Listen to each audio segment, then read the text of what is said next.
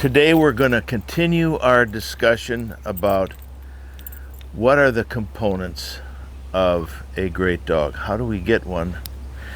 And so this is the third part. First part was pedigree. Second part was philosophy. How you're going to be as a trainer. Now this part is sort of an obvious one. It's the word called plan. You have to have a plan. What are you going to do with this dog? Where are you headed? You could use the word goal. What is your goal? Do you want to have a field champion? Do you want to have a master hunter? Do you want to have a qualified all-age dog? Do you want to have a really good duck hunting dog? What is it going to be? Because it's going to depend. What that is going to depend a lot on how you train. You know, goals are kind of, people equate them to a road map. So if you get your map out and you start driving, you don't know where you're going to end up unless you have a destination or a goal. So it's the same thing when you're training a dog. You want to have a plan that tells you where you're going to go. So that means that if you come up on a decision of whether to do this or whether to do that, you can make that decision based on where you're trying to get to. If your goal is to train a national caliber retriever and it's 40 degrees and raining, and you say, I wonder if I should train today, and you say, what if the National's going to be held and it's 40 degrees and raining? You better be practiced up. I remember watching videos of Lance Armstrong practicing at night, dark, slush, 38 degrees. Why? Because he needed to know how to ride his bike in those conditions.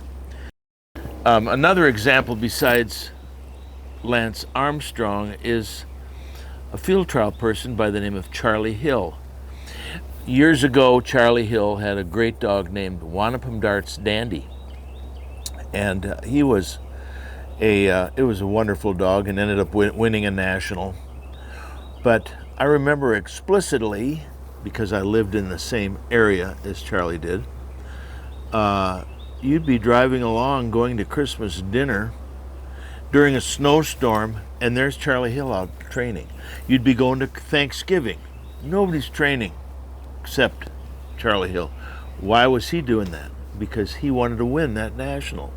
So his whole scheme, his whole plan was based on where he wanted to end up. And for him, that was winning a national, which he did. And you can attribute that to very, very good breeding, a very clear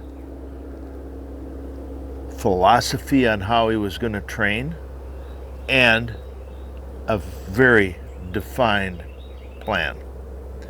So that's another example of why you need to have a plan.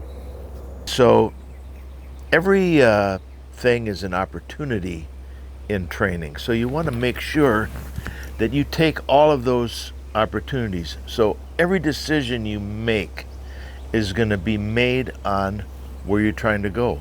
So whatever that is, you have to say ahead of time what it's going to be. I found an old card the other day. I don't know if you'll be able to read it or not, but it says right there, 2020 goals. This is 2020. and it says get 100 points, 100 derby points on shadow. I wrote that, a year and almost 2 years ago.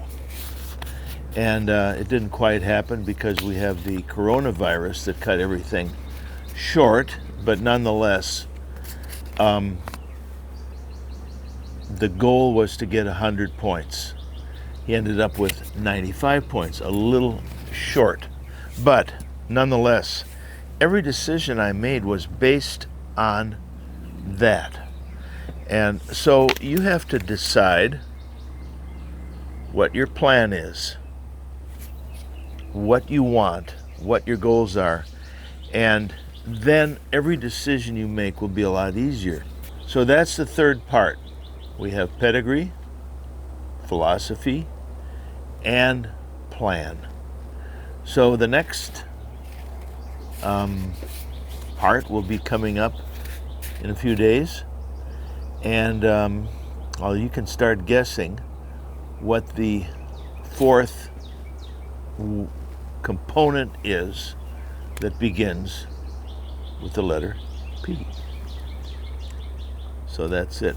Please leave comments. I've had some buttes, some really good ones, and I'd like you to think about leaving a comment and also subscribe so that you're sure to get notification when the rest of these components come out. So in the meantime, have a great day.